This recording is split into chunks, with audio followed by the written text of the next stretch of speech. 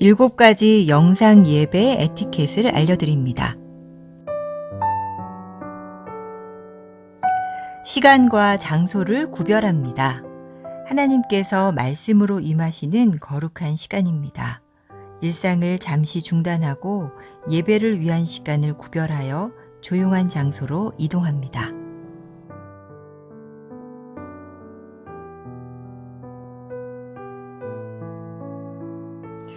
예배에 합당한 환경을 조성합니다. 예배 전 예배 집중을 방해하는 요인을 차단하고 자리를 정돈합니다.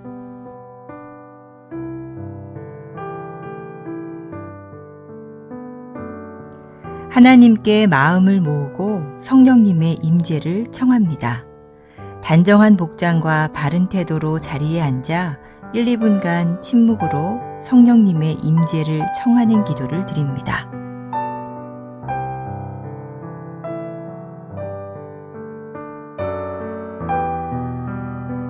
예배에 온전히 집중합니다. 예배 시작부터 마칠 때까지 주변의 일들에 반응하지 않도록 합니다.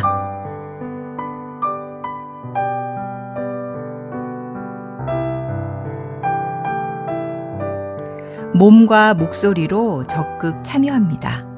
인도자의 안내에 따라 자리에서 일어나고 앉으며 소리를 내어 찬양하고 기도에 응답합니다.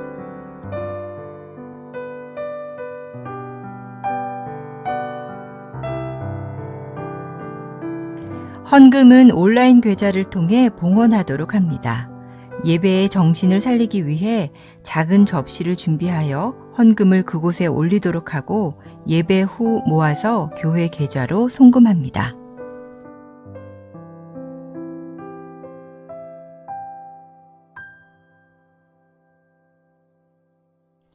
감사 기도로 마무리합니다.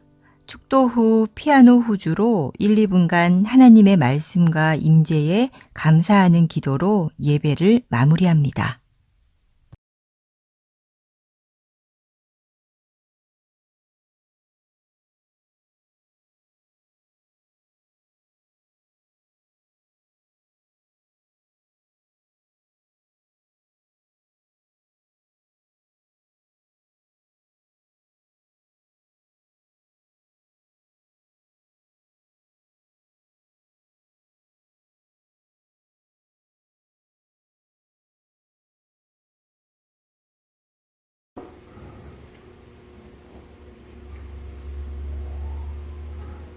할렐루야. 주님을 예배하기 위해서 이 자리에 오신 여러분들 모두를 진심으로 환영합니다. 우리가 다 같이 주님 앞에 예배 드리시면서 나가실 때 신령과 진정으로 예배하며 나가시겠습니다.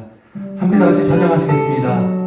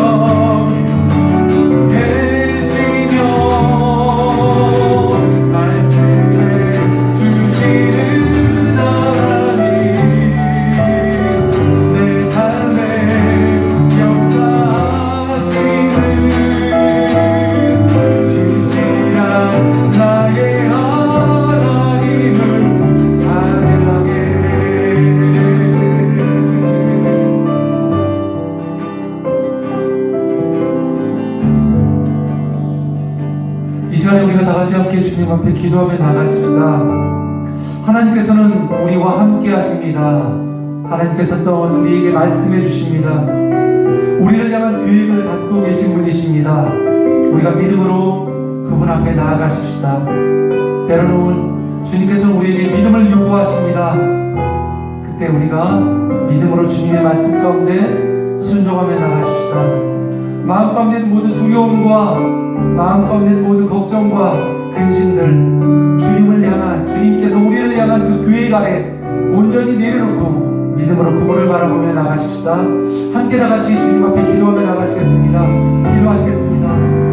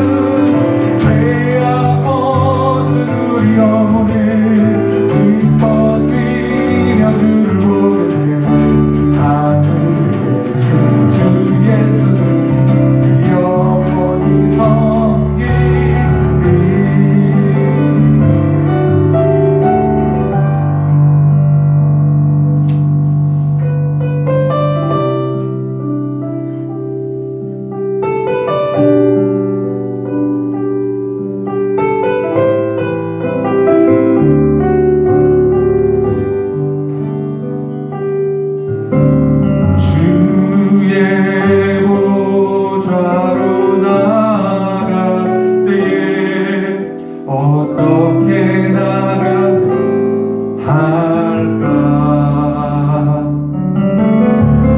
나를 구원한 주의 십자가 그것을 믿으며 가네.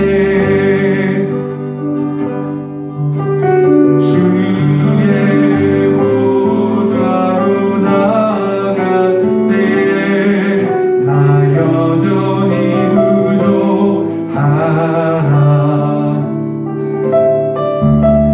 나를 품으신 주의 그 사랑 그것을 믿으며 가네. 자격 없는 내 힘이 아닌 오직 예수님의 보혈로 자격 없는 내 힘이 아닌 오직 예수님의 보혈로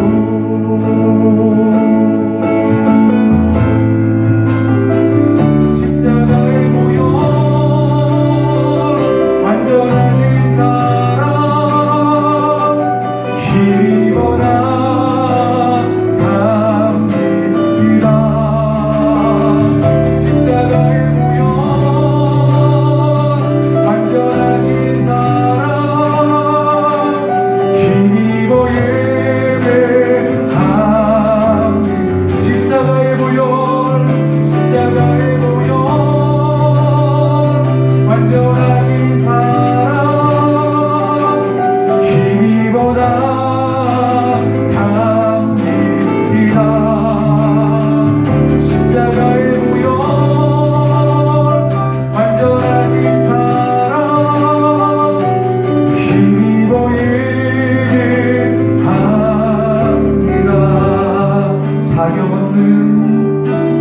자격 없는 내 힘이 아닌 오직 예수님의 보혈로 자격 없는 내 힘이 아닌 오직 예수님의 보혈로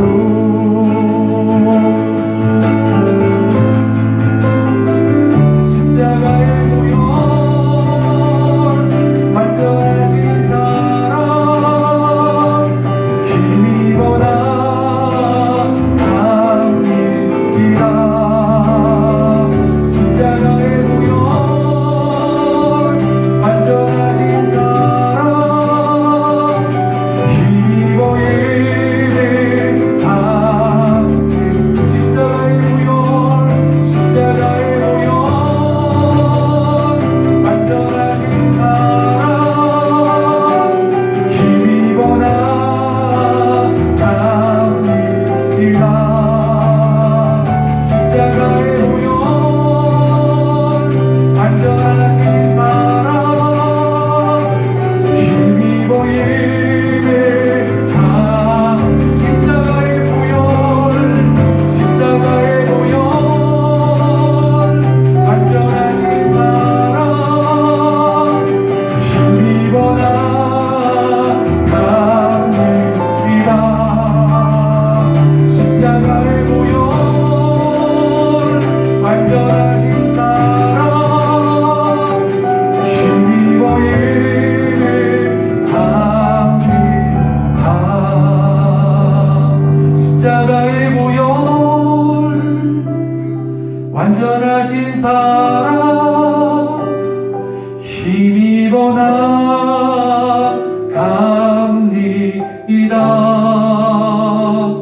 십자가의 보혈 완전하신 사랑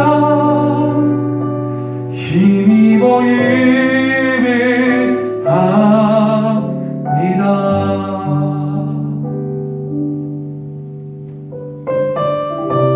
하나님 그렇습니다. 우리가 주님의 보좌 앞으로 나갈 때 우리의 힘과 우리의 능력과 우리의 너로 나아갈 수 없음을 다시 한번 고백합니다. 이 시간 십자가의 보혈만을 의지하며 나갑니다. 십자가의 보혈만을 의지하여 주의 보좌 앞으로 나갑니다. 주님, 이 시간 우리의 모든 죄악과 우리의 모든 노력과 우리의 모든 것들을 주님의 발 아래 내려놓게 하시고 오직 십자가의 보혈만을 의지하며 나가오니 주여 우리를 붙잡아 주시옵소서. 주님 앞에 기도하며 나가십시다. 기도하시겠습니다.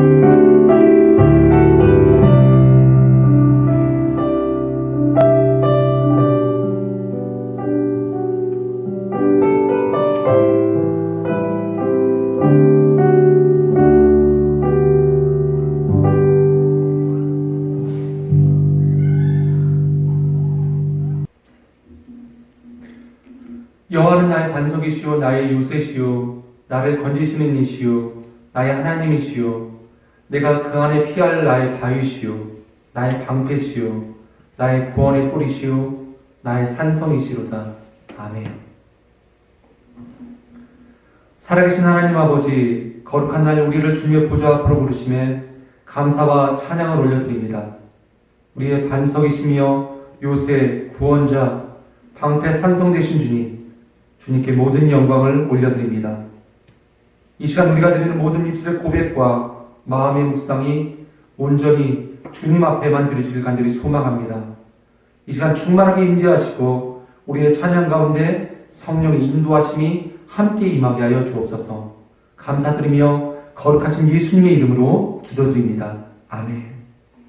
다 같이 자리에서 일어나셔서 함께 주님 앞에 찬양 드리시겠습니다.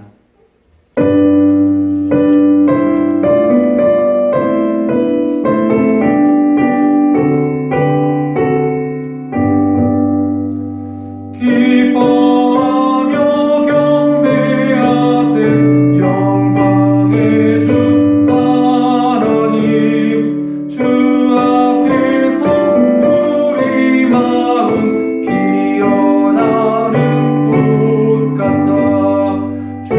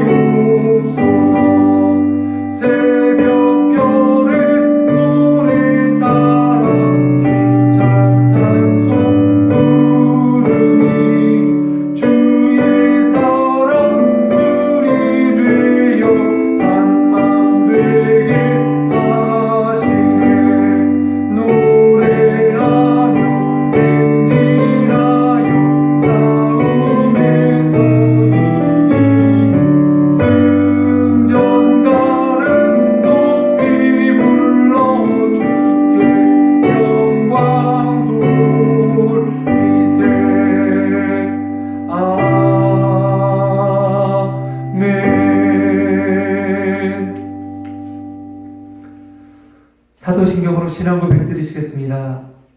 전능하사 천지를 만드신 하나님 아버지를 내가 믿사오며 그 외아들 우리 주 예수 그리스도를 믿사오니 이는 성령으로 잉태하사 동정녀 마리아에게 나시고 본디오 빌라도에게 고난을 받으사 십자가에 못 박혀 죽으시고 장사한 지 사흘 만에 죽은 자 가운데서 다시 살아나시며 하늘에 오르사 전능하신 하나님 우편에 앉아 계시다가 저리로서 산자와 죽은 자를 심판하러 오시리라.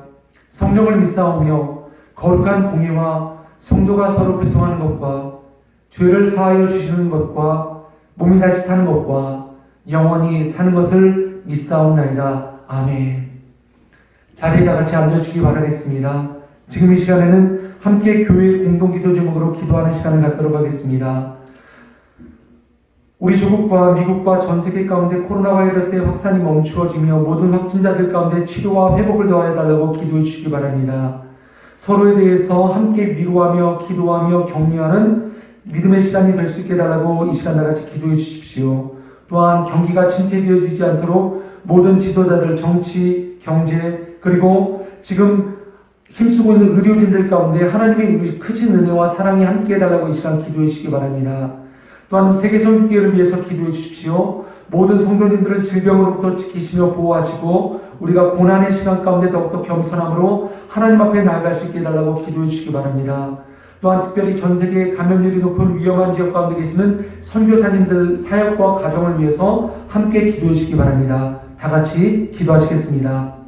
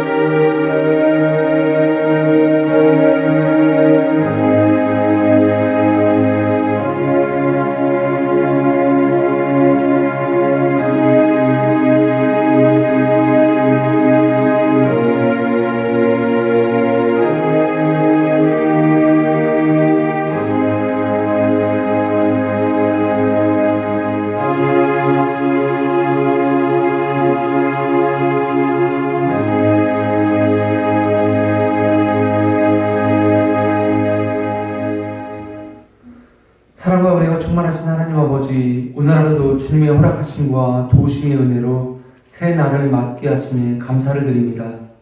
오늘도 우리의 삶을 지켜주시며 하나님의 백성들을 하나님의 품에 거하게 하심에 감사를 드립니다.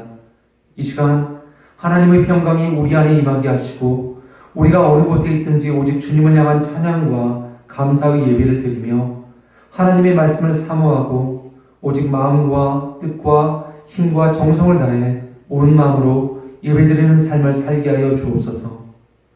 하나님, 지난 한 주간도 인간적인 계획과 방법으로 내가 내 삶의 주인 되어 세상적인 삶을 살아왔던 우리를 불쌍히 여겨 주옵소서. 하나님의 전에 상하고 애통하는 심령으로 나온 주님의 백성 되게 하시며 우리의 마음 가운데 주님의 크신 은혜와 긍휼을 부어주옵소서. 또한 애통하는 마음으로 회개하는 영혼들에게 하늘의 용서와 위로를 내려주시고 상한 마음 가지고 나온 주님의 귀한 자녀들에게 힘과 격려의 말씀을 선포하여 주옵소서. 하나님의 도우심을 구합니다. 주님의 십자가의 보혈로 우리의 모든 죄와 허물을 정결하게 씻어주옵소서. 하나님, 예배만이 우리의 영을 다시 살릴 수 있음을 고백합니다. 코로나 팬데믹으로 인하여 아직도 힘들고 어려운 시기에 있지만 우리가 예배를 통해서 영적으로, 육적으로 새 능력을 얻게 하시고 코로나 팬데믹으로 인해서 불안정한 우리의 모든 일상이 모든 코로나 사태가 종식되어 다시 일상적인 삶으로 돌아오게 하여 주옵소서. 하나님, 이전에 아무런 문제 없던 일상의 삶이 하나님의 큰 은혜였음을 다시 한번 생각합니다. 그로 인해서 하나님 앞에 다시 한번 감사드립니다.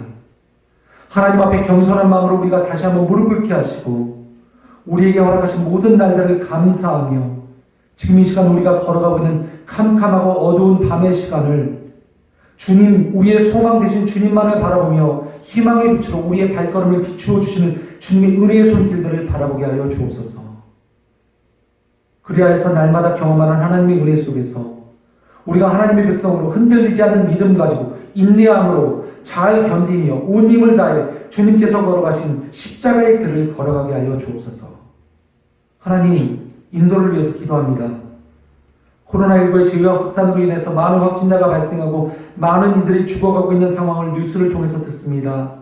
또한 인도뿐만 아니라 지역의 모든 나라들 또한 코로나 바이러스가 확산되어 가고 있습니다. 하나님, 그 땅을 불쌍히 여겨주시고 하나님의 긍휼의 은혜를 베풀어 주시며 더 이상 모든 전염병이 확산되어지지 않도록 지켜주옵소서. 그리고 또한 그 땅 가운데 계시는 모든 교회와 주님의 선교사님들을 안전하게 지켜주시길 간절히 기도합니다. 세계 선교기를 축복하여 주옵소서. 오늘도 영적인 분별력과 주의 뜻을 통하여서 이 땅에 주님의 나라를 세워가는 사명을 온전히 감당하게 하여 주옵소서. 그래서 모든 주님의 백성들이 믿음으로 굳건하게 서서 아름다운 하나님의 나라를 이루어가게 하여 주옵소서. 하나님, 오늘도 선포되어지는 말씀 가운데 성령의 충만함을 더하여 주시고 은혜의 말씀으로 인도하게 하여 주옵소서. 예배 가운데 여러 모습으로 섬기는 주님의 귀한 자녀들 가운데 하나님의 은혜와 사랑이 넘치게 하여 주옵소서. 오늘도 우리의 진리시며 소망 되시며 산 성 되신 예수 그리스도의 이름으로 간절히 기도드립니다. 아멘. 오늘 함께 보실 하나님의 말씀은 사무엘하 12장 1절부터 15절까지 말씀을 보시겠습니다. 제가 여러분들에게 봉독해 드리도록 하겠습니다. 여호와께서 나단을 다윗에게 보내시니 그가 다윗에게 가서 그에게 이르되 한 성읍에 두 사람이 있는데 한 사람은 부하고 한 사람은 가난하니 그 부한 사람은 양과 소가 심이 많으나 가난한 사람은 아무것도 없고 자기가 사서 기르는 작은 암양 새끼 한 마리뿐이라. 그 암양 새끼는 그와 그의 자식과 함께 자라며 그가 먹는 것을 먹으며 그의 잔으로 마시며 그의 품에 누움으로 그에게는 딸처럼 되었거늘 어떤 행인이 그 부자에게 오매 부자가 자기에게 온 행인을 위하여 자기의 양과 소를 아껴 잡지 아니하고 가난한 사람이 양 새끼를 빼앗아다가 자기에게 온 사람을 위하여 잡았나이다 하니 다윗이 그 사람으로 말미암아 노하여 나단에게 이르되 여호와의 사심을 두고 맹세하노니 이 일을 행한 그 사람은 마땅히 죽을 자라. 그가 불쌍히 여기지 아니하고 이런 일을 행하였으니 그 양 새끼를 4배나 갚아주어야 하리라 한지라. 나단이 다윗에게 이르되 당신이 그 사람이라. 이스라엘의 하나님 여호와께서 이와 같이 이르시기를 내가 너를 이스라엘 왕으로 기름 붓기 위하여 너를 사울의 손에서 구원하고 내 주인의 집을 내게 주고 내 주인의 아내들을 내 품에 두고 이스라엘과 유다 족속을 내게 맡겼느니라. 만일 그것이 부족하였을 것 같으면 내가 네게 이것저것을 더 주었으리라. 그리한데 어찌하여 네가 여호와의 말씀을 업신여기고 나보기에 악을 행하였느냐. 내가 칼로 햇사람 우리아를 치되 암몬 자손의 칼로 죽이고 그의 아내를 빼앗아 내 아내로 삼았도다. 이제 내가 나를 업신여기고 햇사람 우리아의 아내를 빼앗아 내 아내로 삼았은즉 칼이 네 집에서 영원토록 떠나지 아니하리라 하셨고 여호와께서 또 이와 같이 이르시기를 보라 내가 너와 내 집에 재앙을 일으키고 내가 내 눈앞에서 내 아내를 빼앗아 내 이웃들에게 주리니 그 사람들이 내 아내들과 더불어 백주에 동침하리라. 너는 은밀히 행하였으나 나는 온 이스라엘 앞에서 백주의 이 일을 행하리라 하셨나이다 하니 다윗이 나단에게 이르되 내가 여호와께 죄를 범하였노라 하며 나단이 다윗에게 말하되 여호와께서도 당신의 죄를 사하였나니 당신이 죽지 아니하려니와 이 일로 말미암아 여호와의 원수가 크게 비방할 거리를 얻게 하였으니 당신이 낳은 아기가 반드시 죽으리이다 하고 나단이 자기 집으로 돌아가니라. 우리아의 아내가 다윗에게 낳은 아이를 여호와께서 치심에 심히 앓는지라. 아멘.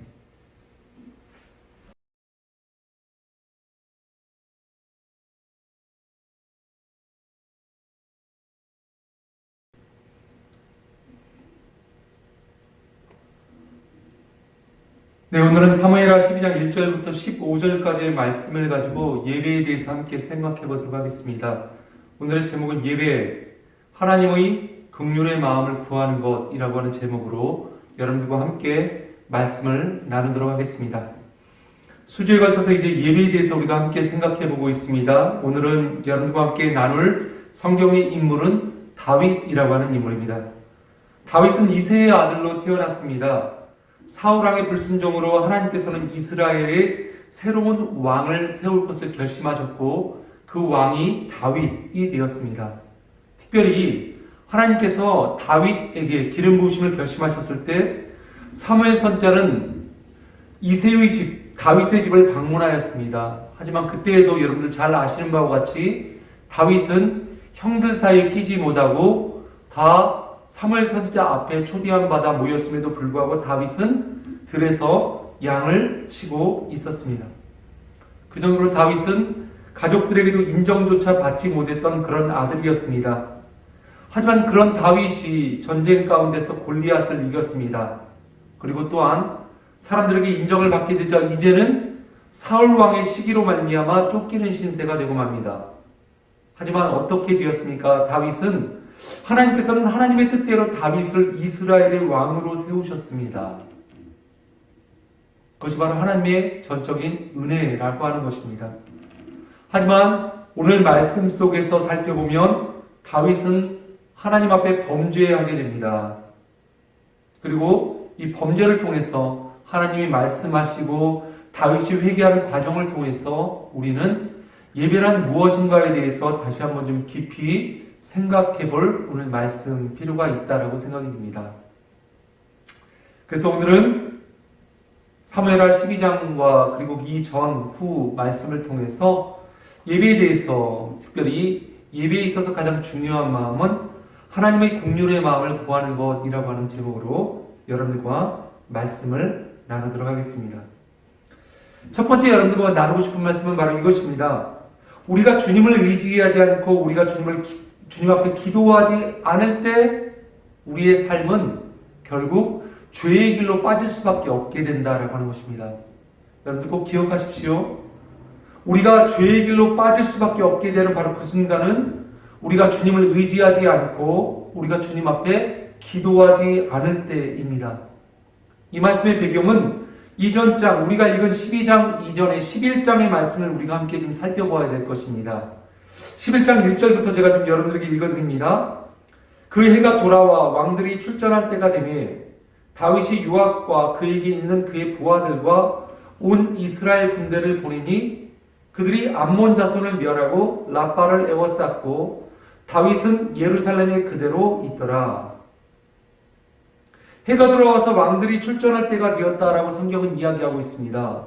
이것은 전쟁의 시기가 되었다라고 이야기하는데 보통 학자들은 이것을 이렇게 생각하고 있습니다. 우기인 겨울과 그리고 농사를 짓기 시작하는 봄의 사이의 기간으로 보고 있습니다. 특별히 전쟁의 기간, 이런 전쟁의 기간이 시작되었을 때 다윗이 어떻게 하고 있었는가에 대해서 성경은 이렇게 이야기하고 있습니다. 전쟁터에 나가는 데 있어서 다윗은 전쟁에 참여하지 않고 자신의 수하에 있었던 요압과 그리고 그의 부하들을 암몬과의 전쟁으로 보내었고 그리고 그들이 암몬 자손을 멸하면서 라빠 지역을 에워쌌고 전쟁의 승리가 얼마 남지 않았다라고 성경은 이야기하고 있는 것입니다. 오랜 기간 동안 다윗은 전쟁에서 전사의 삶을 살았습니다.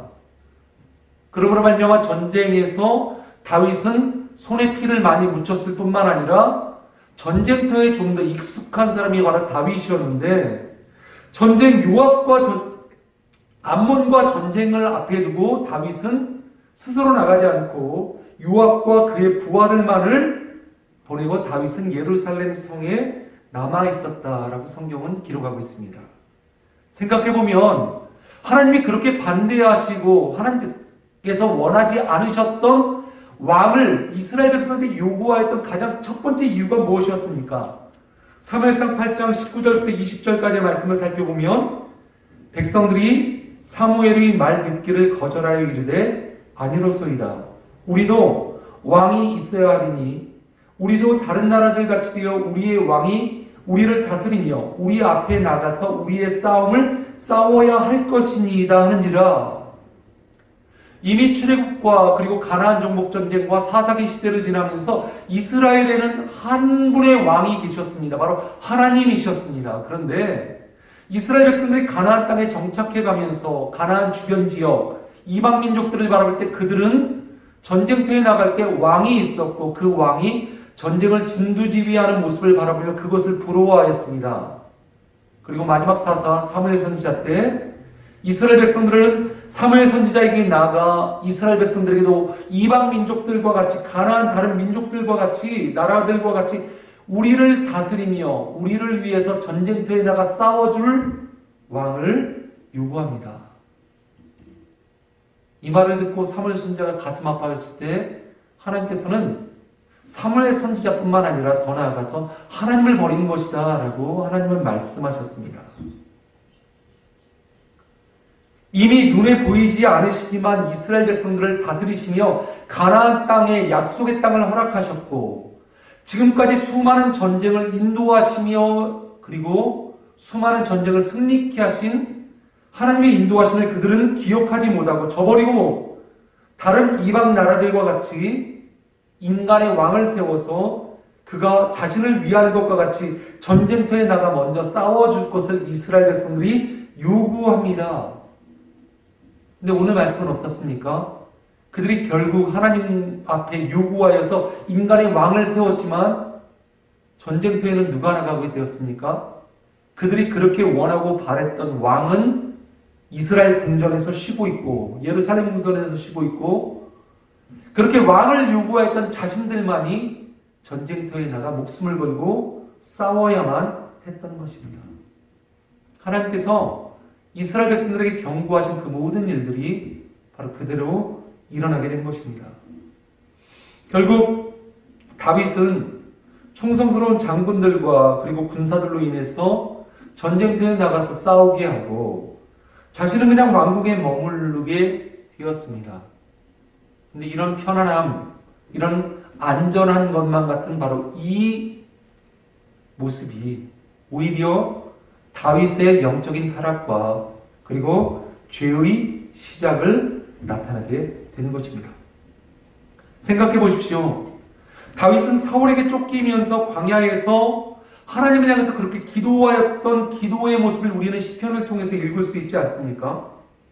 자신의 생명을 지키기에도 위급한 위기의 상황들을 여러 번 맞이하였습니다. 그때마다 다윗이 했던 것이 무엇입니까? 하나님 앞에 나아가 하나님 앞에 무릎 꿇고 눈물을 흘려 애통하는 마음을 갖고 하나님 앞에 기도하였습니다.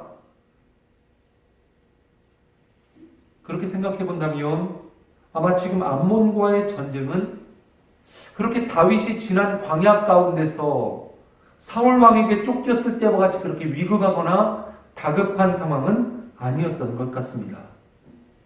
전쟁에서 얼마나 여유로웠으면 자신은 전쟁에 출전도 하지 아니하고 왕국에 남아서 낮잠을 자고 있었고 자신의 부하들만 나가서 전쟁터에 나가 전쟁을 하였는데 얘 거진다 이길 정도까지 그렇게 승리의 순간을 눈앞에 두게 됩니다. 하지만 이런 편하고 안전한 것만 같았던 바로 이때에 다윗은 하나님 앞에 범죄함을 저지르게 됩니다. 생각해보면 우리는 누구나 이런 죄에 빠지기 쉬운 이런 위기 상황을 하루에도 얼마나 많이 우리가 경험할 수 있습니까? 때로는 우리가 편안하고 때로는 우리가 안전하다라고 하는 그 생각하는 바로 그 순간에 우리는 영적인 위기 상황을 경험하게 됩니다.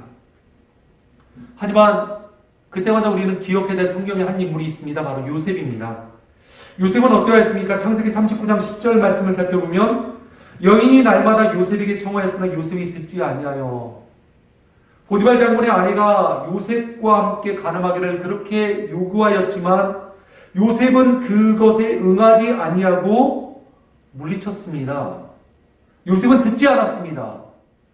지금 이 순간 다윗도 그의 눈앞에 펼쳐진 우리아의 아내 밧세바의 그런 유혹적인 모습을 눈앞에 뒀을 때 다윗은 그 유혹을 물리쳐야만 했습니다. 그리고 이 위기 상황에서 벗어나야만 했습니다. 하지만 다윗은 그렇게 할 만한 영적인 능력과 영적으로 깨어있지 않았던 상황이었던 것을 우리는 기억할 필요가 있습니다.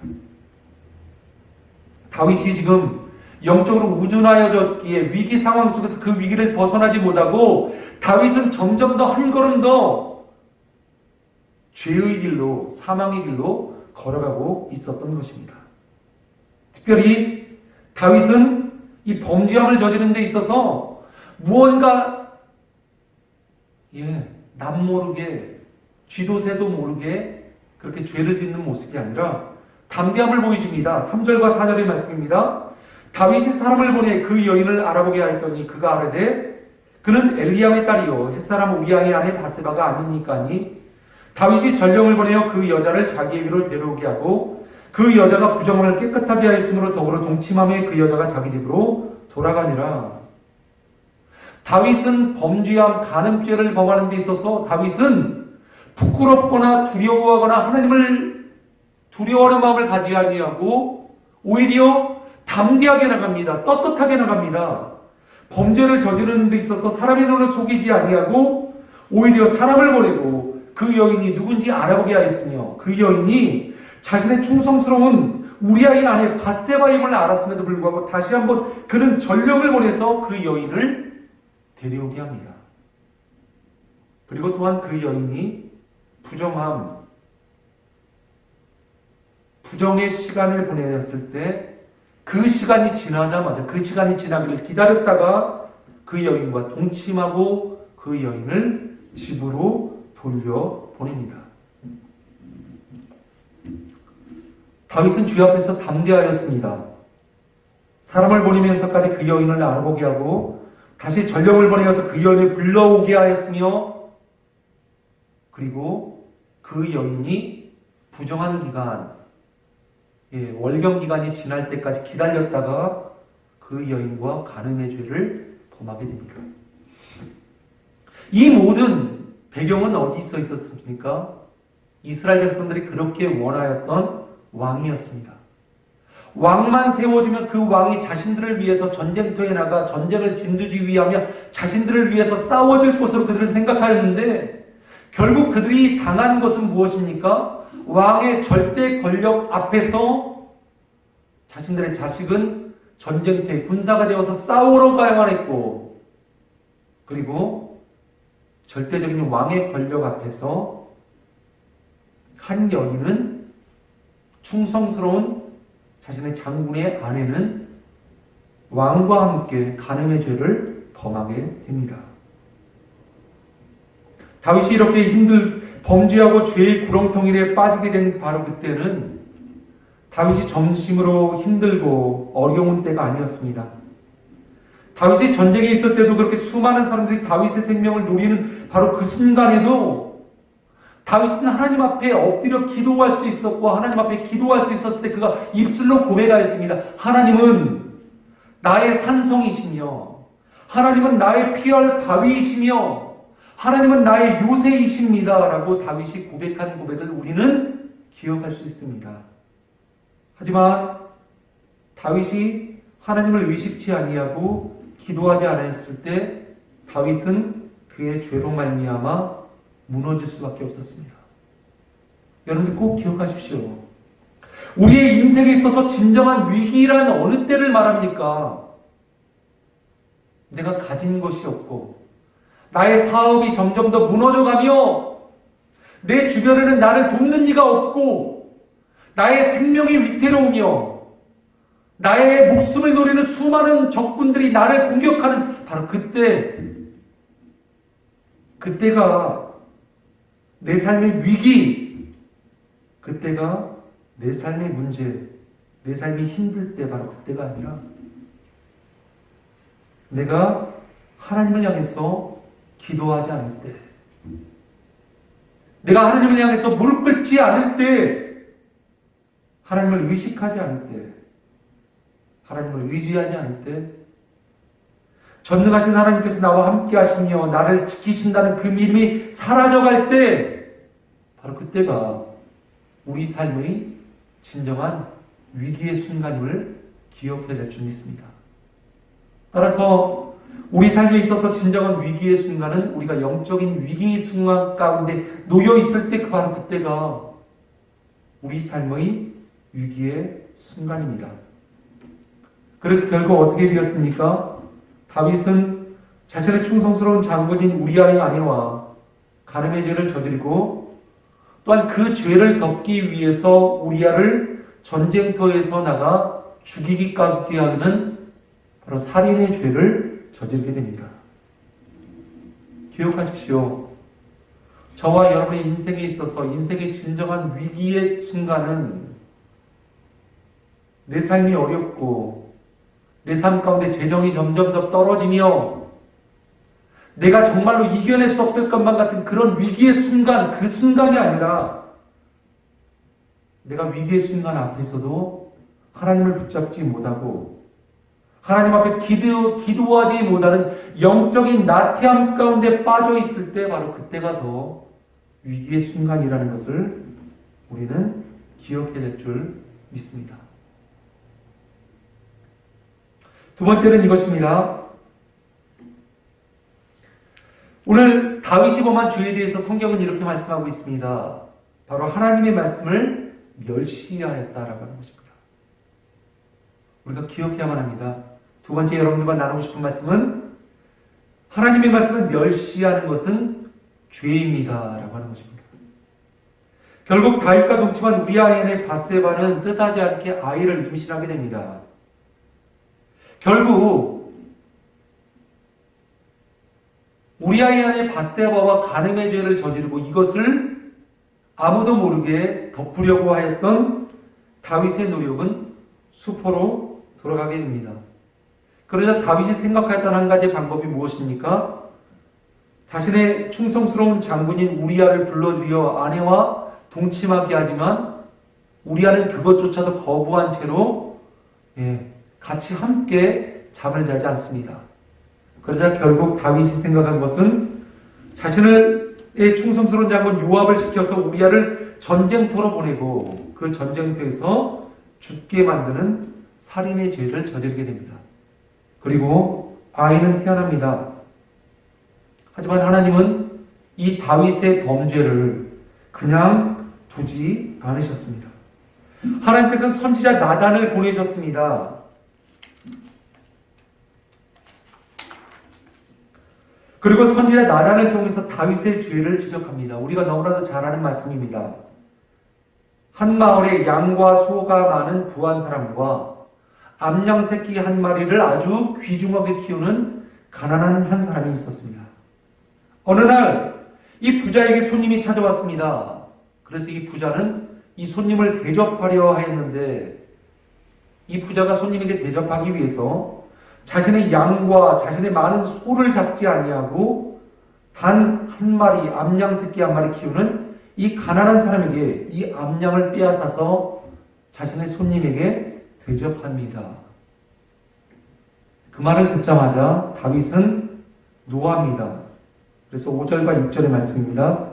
다윗이 그 사람으로 말미암아 노하여왔다. 나단에게 이르되 여호와의 살아계심을 두고 맹세하노니 이 일을 행한 그 사람은 마땅히 죽을 자라. 그가 불쌍히 여기지 아니하고 이런 일을 행하였으니 그 양 새끼를 4배나 갚아 주어야 하리라 한지라.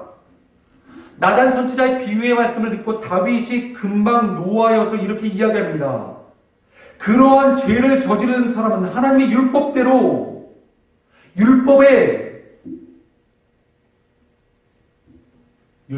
그 사람은 그 죄값을 갚아주어야만 합니다. 다윗이 하나님의 말씀을 몰랐던 것이 아닙니다. 다윗은 여전히 하나님의 율법의 말씀을 알고 있었습니다. 그럼에도 불구하고 그 율법의 말씀이, 하나님의 말씀이 그 안에 살아서 역사하지 못하였기에 그는 하나님의 율법을 지식적으로만 알았지, 그는 여전히 죄 가운데 삶을 살고 있었다는 것입니다. 우리의 삶도 마찬가지일 수 있습니다. 우리가 하나님의 말씀을 안다라고 하지만 그 말씀이 우리의 지식에 불과할 뿐이라면, 우리의 삶을 그 말씀이 지배하지 못하고 그 말씀이 다스리지 못한다면 그 하나님의 말씀은 아무런 소용이 없는 말씀이고 우리는 그저 종교인에 불과할 뿐인 것입니다. 그러자 선지자 나단은 하나님의 말씀을 통해서 이렇게 범죄한 다윗의 죄를 지적한 이후에 다윗이 이렇게 범죄할 수밖에 없었던 그 이유를 이야기하고 있습니다. 바로 9절과 10절의 말씀입니다. 그러한데 어찌하여 네가 하나님의 말씀을 업신여기고 나 보기에 악을 행하였느냐. 네가 칼로 햇사람 우리아를 치되 암몬 자손의 칼로 죽이고 그의 아내를 빼앗아 내 아내로 삼았도다. 이제 내가 나를 업신여기고 햇사람 우리아의 아내를 빼앗아 내 아내로 삼았은즉 칼이 내 집에서 영원토록 떠나지 아니하리라 하셨고, 하나님께서 다윗의 죄를 지적하십니다. 네가 간음의 죄를 저질렀어 라고 하나님께서 말씀하신 것이 아니었습니다. 그런데 분명 다윗은 자신의 부하 장수인 우리아의 아내 바세바를 취하였고 그로 말미암아 간음의 죄를 저질렀는데, 하나님은 다윗의 마음 깊숙이 있는 그 마음을 하나님께서 지적하셨다는 것입니다. 겉으로 드러난 간음의 죄가 다윗의 그 죄뿐만 아닌 것이 아니라 다윗의 마음 깊숙한 곳에는 다윗은 하나님의 말씀을 업신여겼고 더 나아가 하나님을 업신여겼다라고 하는 것이 다윗의 죄의 근원이었다는 것입니다. 겉으로 드러난 죄는 간음죄였지만 결국 다윗의 마음 깊숙한 곳을 보시는 하나님의 말씀은 네가 나의 말과 네가 나를 업신여겼다라고 하는 것입니다. 모든 죄의 근원은 하나님의 말씀을 업신여기고, 모든 죄의 근원은 우리가 하나님을 업신여겼을 때 그 죄가 시작된다는 것을 우리는 기억해야만 할 것입니다. 여러분들, 근데 이런 죄의 지적을 다윗 왕 이전에 사울 왕도 죄의 지적을 받았습니다. 사무엘상 15장 25절부터 26절까지 말씀입니다.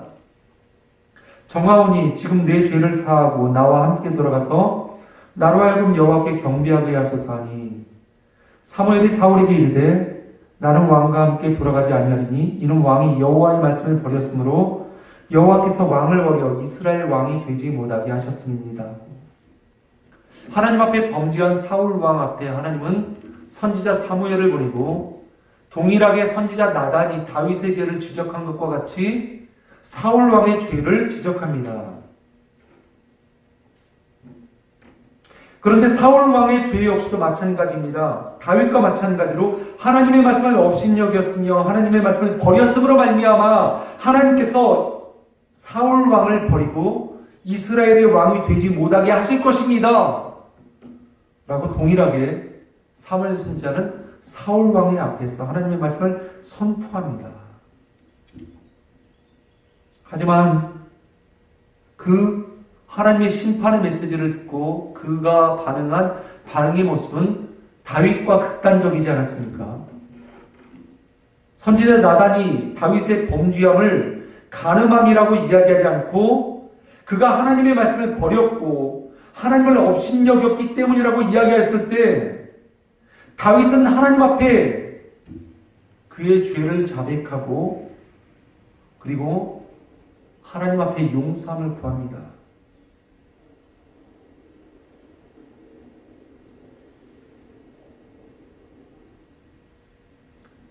결국 하나님께서 동일하게 죄를 지적하였을 때 사울은 그 죄로 말미암아 자신의 죄를 회개치 아니하고 변명과 핑계대기 급급하였지만 다윗은 하나님 앞에 엎드려 그의 죄를 자백하며 나갑니다.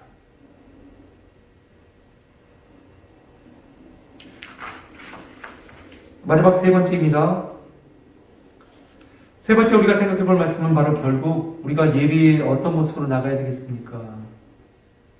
하나님의 긍휼의 마음을 통해서 우리는 나갈 수밖에 없습니다. 10절부터 제가 15절까지 말씀을 다시 한번 읽어드립니다. 이제 네가 나를 업신여기고 햇사람 우리아의 아내를 빼앗아 내 아내로 삼았은즉 칼이 내 집에서 영원토록 떠나지 아니하리라 하셨고 여호와께서 또 이와 같이 이르시기를 보라 내가 너와 네 집에 재앙을 일으키고 내가 내 눈앞에서 내 아내를 빼앗아 내 이웃들에게 주리니 그 사람들이 내 아내들과 더불어 백주에 동침하리라. 너는 은밀히 행하였으나 나는 온 이스라엘 앞에서 백주에 이 일을 행하리라 하셨나이다 하니 다윗이 나단에게 이르되 내가 하나님께 여호와께 죄를 범하였나라 하매 나단이 다윗에게 말하되 여호와께서도 당신의 죄를 사하였나니 당신이 죽지 아니하려니와 이 일로 말미암아 여호와의 원수가 크게 비방할 거리를 얻게 하였으니 당신이 낳은 아이가 반드시 죽으리라 하고 나단이 자기 집으로 돌아가니라. 하나님께서 나단 선지자 입술을 통해서 다윗의 죄를 지적하십니다. 그리고 다윗에게 심판의 메시지를 선포하십니다. 바로 그때 다윗이 고백합니다. 내가 하나님 앞에 범죄하였습니다. 내가 하나님께 범죄하였습니다. 나를 용서하여 주시옵소서. 라고 이야기하자 하나님께서 다윗에게 은혜를 베푸십니다. 하나님께서는 다윗의 모든 죄를 용서하신다라고 말씀하십니다. 근데 여러분들 생각해 보십시오. 어떻게 하나님께서 다윗의 죄를 용서하여 주셨을까요? 단순히 다윗은 간음의 죄를 저질렀고 살인의 죄를 저질렀습니다. 생각해 보면 사울이 저지른 죄보다 더 큰 죄, 살인의 죄를 저질렀는데 하나님은 사울의 죄는 용서하여 주지 아니하시고 다윗의 죄를 용서하여 주십니다. 우리가 생각할 것은 하나님으로부터 죄의 지적을 받았을 때 두 사람의 이 반응이 아주 극과 극이었던 것을 우리는 기억합니다. 자신의 핑계와 변명만으로 일삼았던 사울과는 달리 다윗은 하나님 앞에 죄를 자백하며 제가 하나님 앞에 죄를 저질렀습니다. 저를 용서하여 주십시오라고 고백합니다. 다윗이 나단에게 이르되 내가 여호와께 죄를 범하였노라. 이렇게 하나님 앞에 자신의 죄를 변명치 아니하고 고백하며 자백하며 나갑니다. 물론 생각해 본다라고 하면 이 죄를 고백하고 자백하는 것이 얼마나 큰 일입니까? 세상의 삶을 보십시오. 세상에 많은 사람들은 여전히 죄 가운데 살고 있지만 그들은 자신의 죄를 고백지도 않습니다. 또한 하나님께서 그들의 죄를 깨닫게 하셨을 때에도 그들은 여전히 죄를 고백하거나 하나님 앞에 죄를 회개치 아니하고 있습니다. 이런 모습에 비교한다면 다윗이 지금 이 시간 회개한 이 회개는 보다 더 나은 모습이지 않습니까? 또한 우리의 모습과 비교할 때에도 우리가 하나님 앞에 우리의 죄를 회개하고 나가기 때문에 우리는 세상 사람들보다 그래도 조금은 더 나은 사람이지 않습니까? 하지만 여러분들 기억하십시오. 우리가 회개하는 이 회개 가운데는 하나님의 긍휼, 하나님의 은혜라고 하는 선제 조건이 필요하다는 것입니다. 우리가 죄를 저지르고 우리가 죄의 용서를 구할 때 먼저 우리의 죄를 용서하여 주시는 하나님의 긍휼함이 계시지 않는다라고 한다면 우리의 회개는 아무런 소용이 없게 되어지는 것입니다. 죄의 삭은 사망입니다. 그래서 결국 다윗과 밧세바 사이에 나온 이 아이는 죄의 값으로 말미암아 죽게 되어집니다. 하지만 우리가 죄를 지었음에도 불구하고 우리가 하나님께 회개하여도 하나님께서 그 죄를 용서해 주시지 않으신다라고 한다면 우리의 회개는 아무런 소용이 없는 것입니다. 하지만 하나님께서는 우리의 모든 죄를 용서하여 주셨습니다. 그리고 우리가 죄를 자백하며 회개하며 나갈 때 우리의 죄를 동이서에서 먼 것과 같이 눈과 같이 희게, 그것이 아무리 붉은 죄일지라도 눈과 같이 희게 해 주시겠다고 하나님께서는 우리에게 약속하여 주셨습니다. 하지만 그렇다고 그냥 아무런 의미 없이 우리의 모든 죄를 용서하여 주신 것이 아닙니다. 우리가 지은 죄에 대하여는 반드시 죄에 대한 대가를 지불하게 하셨습니다. 오늘 다윗과 밧세바 사이에서 나온 이 아기가 다윗의 범죄함으로 말미암아 그가 죽임을 당하는 그 죄의 값을 지불하는 것과 같이 하나님께서는 우리가 지불해야만 하는 죄의 값을 아무런 죄가 없으신 하나님의 아들 독생자 예수 그리스도에게 그 죄값을 감당하게 하신 것입니다. 시편 51편의 말씀은 다윗이 밧세바와 동침한 후에 선지자 나단의 이 죄의 지적의 말씀을 듣고 그가 회개하며 통회하며 지은 시편입니다. 하나님이여 주의 인자를 따라 내게 은혜를 베푸시며 주의 많은 긍휼을 따라 내 죄악을 지워주소서. 나의 죄악을 맑게 씻으시며 나의 죄를 깨끗이 지하소서. 물은 나는 내 죄가를 아오니 내 죄가 항상 내 앞에 있나이다. 내가 주께만 범죄하여 주의 목전에 악을 행하여 싸우니 주께서 말씀하실 때에 의로우시다 하고 주께서 심판하실 때에 순전하시다 하리이다. 내가 죄악 중에서 출생하였으며 어머니가 죄 중에서 나를 잉태하였나이다. 보소서 주께서는 중심이 진실함을 원하시오니 내가 내게 지혜를 은밀히 가르치시리이다. 우슬초로 나를 정결하게 하소서. 내가 정하리이다. 나의 죄를 씻어주소서. 내가 눈보다 희리이다. 내게 즐겁고 기쁜 소리를 들려주시며 주께서 꺾으신 뼈들도 즐거워하게 하소서. 주의 얼굴을 내 죄에서 돌이키시고 내 모든 죄악을 지워주소서. 하나님이여 내 속에 정한 마음을 창조하시고 내 안에 정직한 영을 새롭게 하소서. 나를 주 앞에서 쫓아내지 마시며 주의 성령을 내게서 거두지 마소서. 주의 구원의 즐거움을 내게 회복시키며 주시고 자원하는 심령을 주사 나를 붙드소서. 우리가 회개할 이유가 있습니다. 우리가 회개할 이유가 있다면 바로 그것은 한 가지입니다. 하나님께서 우리를 사랑하시고 회개하는 심령에게, 회개하는 자에게 모든 죄를 용서하여 주신다라고 하는 그 믿음이 우리 안에 있기 때문인 것입니다. 구약 성경에서는 이러한 우리의 모든 죄를 용서하여 주는 하나님의 마음을 헤세드라고 표현합니다. 이 헤세드라고 하는 이 단어는 영어로 나타내면 자애심입니다. loving kindness 또는 변함없는 사랑, steadfast love라고 번역할 수 있습니다. 하나님의 신실하심이라고 우리는 한국말로 이해할 수 있습니다. 변함없으신 하나님의 그 사랑, 어제나 오늘도 동일하신 하나님의 사랑. 우리는 우리 자신의 구원을 이룰 수 있을 만큼 우리는 그만큼 완전하거나 우리는 완벽하거나 믿음에 바로 서 있거나 신실한 사람들이 되지 못합니다. 하지만 나를 향하신 하나님의 그 사랑은 영원하십니다. 변함이 없으십니다. 어제나 오늘이나 내일도 동일하십니다. 바로 헤세드의 하나님의 은혜이십니다. 우리가 예배 가운데 어떤 모습으로 나갈 수 있겠습니까? 나의 노력이나 나의 공로로 우리가 나갈 수 있는 것이 아닙니다. 내가 하나님의 손을 잡고 있는 것이 아닙니다. 내가 하나님을 끝까지 놓지 않고 붙들고 있는 것이 아닙니다. 여전히 오늘도 하나님께서는 우리에게 은혜를 베풀어 주시고 여전히 오늘도 하나님께서는 나의 손을 붙잡아 주시고 나를 붙들어 주시기 때문에 변함없으신 신실하신 그 하나님의 헤세드의 은혜가 나와 함께 하시기 때문에 우리는 오늘도 예배의 자리에서 하나님 앞으로 나아갈 수 있는 것입니다.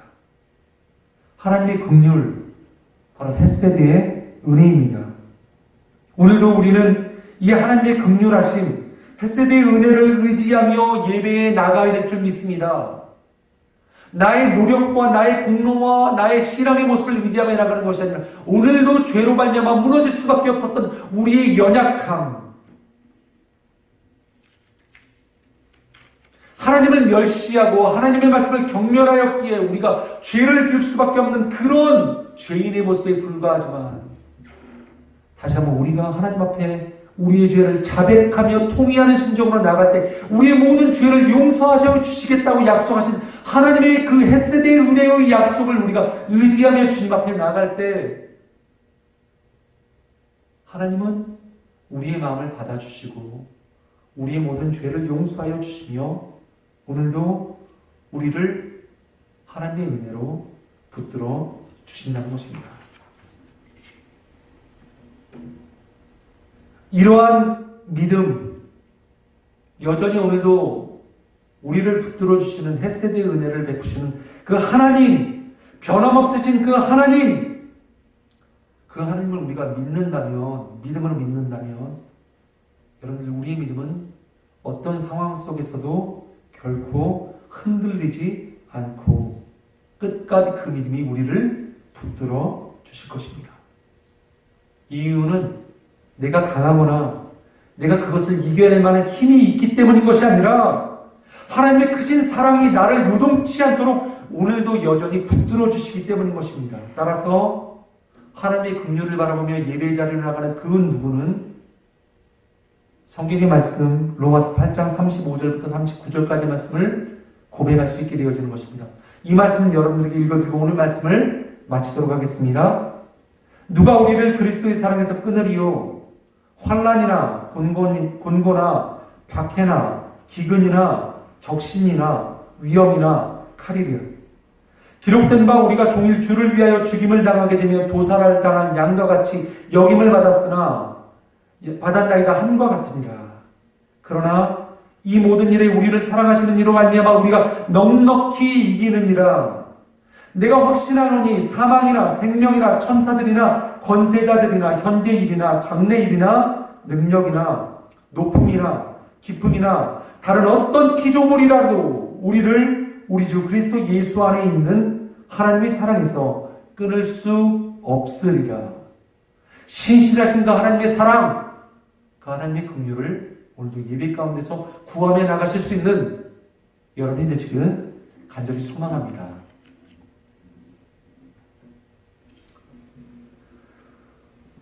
다 같이 함께 주신 말씀 기억하시면서 함께 다 같이 기도하며 나가시겠습니다. 기도하시겠습니다.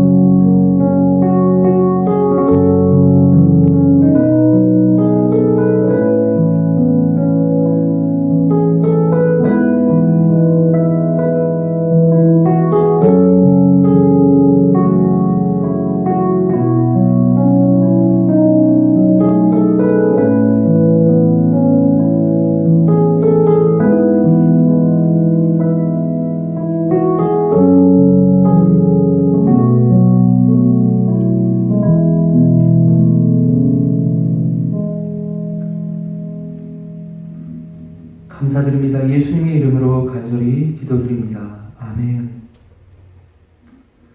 함께 다 같이 주님 앞에 찬양 드리시겠습니다.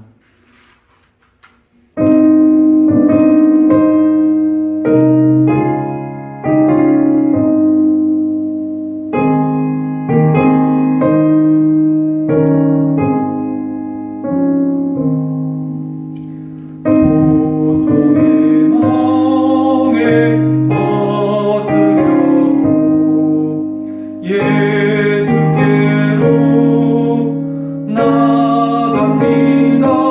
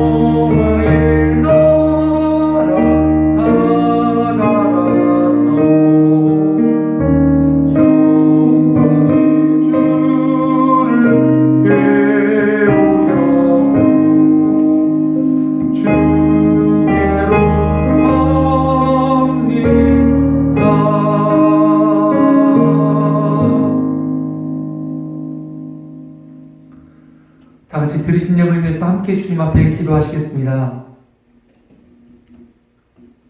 하나님 아버지, 우리의 메마른 심령 가운데 귀한 말씀을 허락하여 주심에 감사와 찬양을 올려드립니다.